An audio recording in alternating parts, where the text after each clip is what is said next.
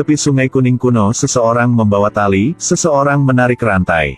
Tali dan rantai besar perlahan menarik benda besar dari air. Ternyata adalah peti mati besar. Peti mati tidak membusuk selama bertahun-tahun, pola kuno masih terlihat jelas. Ini peti mati di Sungai Kuning yang mereka cari. Kapten sangat senang dan memerintahkan untuk segera membukanya. Pada saat ini, kepala desa bergegas memberitahunya untuk tidak membukanya. Tempat ini telah menjadi tempat terlarang Sungai Kuning selama beberapa dekade. Peti mati adalah darah, jika dibuka, seluruh kota Cetuong tidak akan aman. Tapi kapten, matanya hanya melihat uang dan harta jadi tak peduli katanya. Dia memerintahkan para prajurit untuk mendorong penduduk desa dan kemudian membuka peti mati. Tutup peti mati baru saja dinyalakan dan angin dingin bertiup, ada guntur di langit yang cerah. Hutan di sekitarnya tiba-tiba terbang keluar sekawanan gagak. Tutup peti mati perlahan terbuka, dan suara dari dalam membuat semua orang menggigil. Kapten menatapnya, tetapi dia tidak lihat uang dan harta yang dia harapkan, jadi sangat kecewa. Tapi ada seorang wanita di sebelahnya sangat berpengetahuan.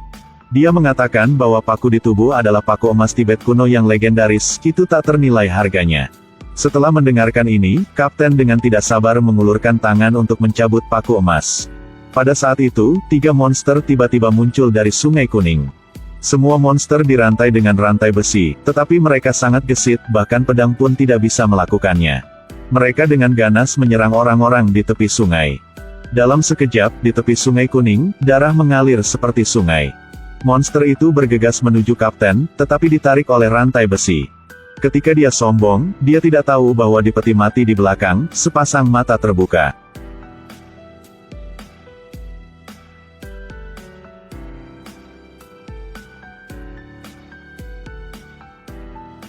Mayat hidup sedang dalam proses membunuh Sila, tiba-tiba sebuah parasut Bagua terbang.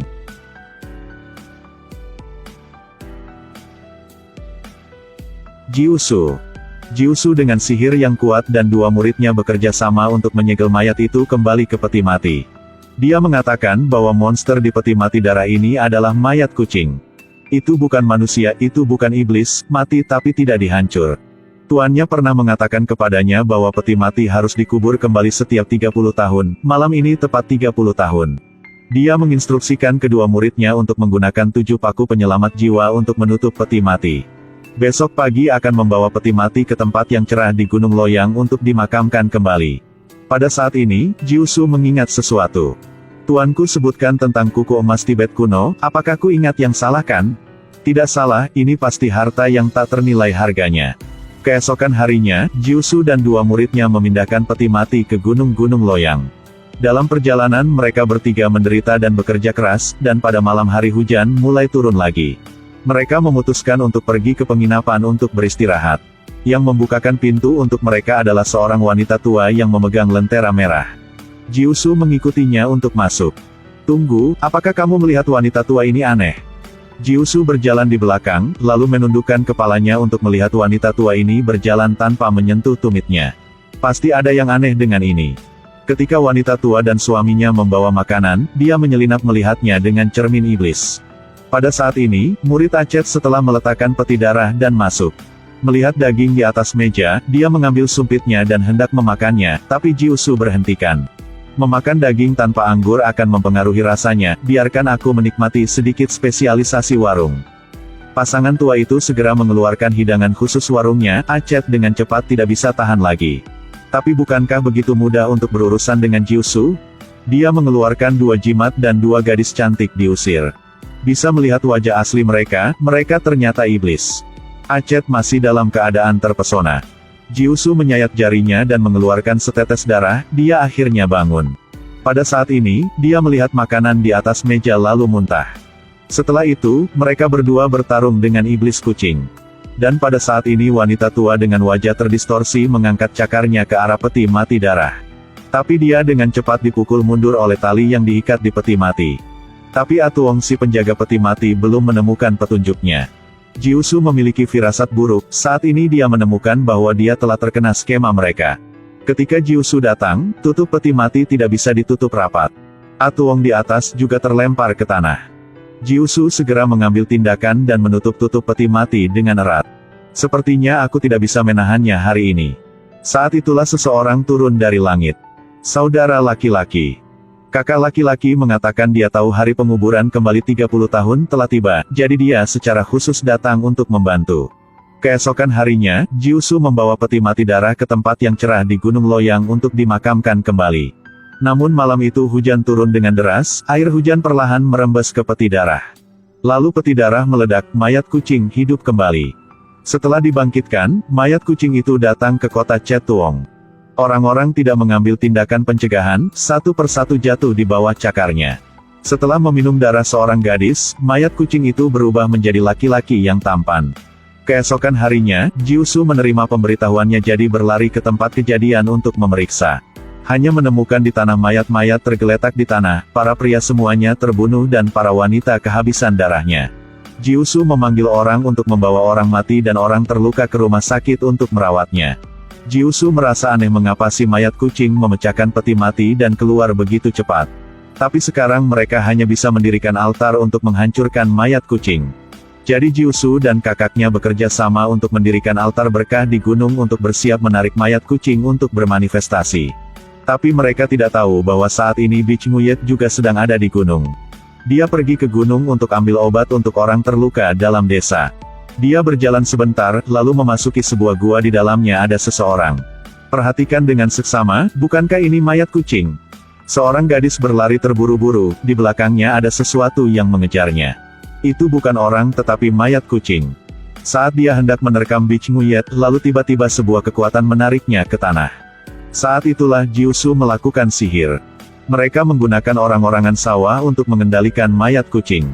Tiba-tiba kakak laki-laki itu melepaskan tangannya, si mayat kucing memulihkan gerakannya, ia melompat ke arah Bichnguyet. Untungnya, kekuatan sihir Jiusu tinggi, dia membuang koin trigram dalam sekejap dan mengalahkan si mayat kucing. Bichnguyet ingin melarikan diri, tetapi ragu-ragu sejenak, dia masih ingin kembali untuk mengambil ramuan obat. Semuanya merupakan obat untuk menyelamatkan penduduk desa. Tapi dia tidak tahu bahwa darah di tangannya yang terluka telah menetes ke mayat kucing, jadi dengan cepat ia hidup lagi. Dia dengan cepat berlari untuk menemukan Jiusu dan hampir menyentuh altar. Kakak yang mengambil kesempatan itu untuk menendang salah satu kakinya di altar. Senjata ajaib di atas meja jatuh, orang-orangan sawah juga diledakkan. Seluruh susunan sihir dihancurkan. Penduduk desa mengira Bichnguyet menyentuhnya sehingga semua orang mengutuknya. Tetapi ternyata ini adalah rencana dia. Si kakak laki-laki berkolusi dengan wanita yang menjual pelacur di belakangnya, dan ingin membiarkan mayat kucing pulih sepenuhnya, lalu menghidupkan kembali istrinya. Mayat kucing itu adalah putranya. Kali ini kisah mayat kucing hampir terbongkar, jadi dia sengaja menyabotnya dan menuangkan bencana pada Bichnguyet. Malam berikutnya, berdasarkan lokasi yang dikatakan Bichnguyet, Jiusu menemukan gua tempat mayat kucing itu bersembunyi. Ketika dia melihat altar, dia tiba-tiba mengerti ternyata kakaknya ingin meminjam tubuh untuk kembali ke jiwa. Sekarang penduduk desa mengambil kesempatan yang tidak ada Jiusu yang telah menangkap Bichnguyet. Mereka mengatakan bahwa dia bisa melarikan diri setiap kali dia bertemu mayat kucing dan juga dengan sengaja menghancurkan altar, pastinya adalah kaki tangan si mayat kucing. Mereka mengikatnya di atas api untuk membakarnya hidup-hidup. Tetapi mereka tidak tahu bahwa si mayat kucing muncul.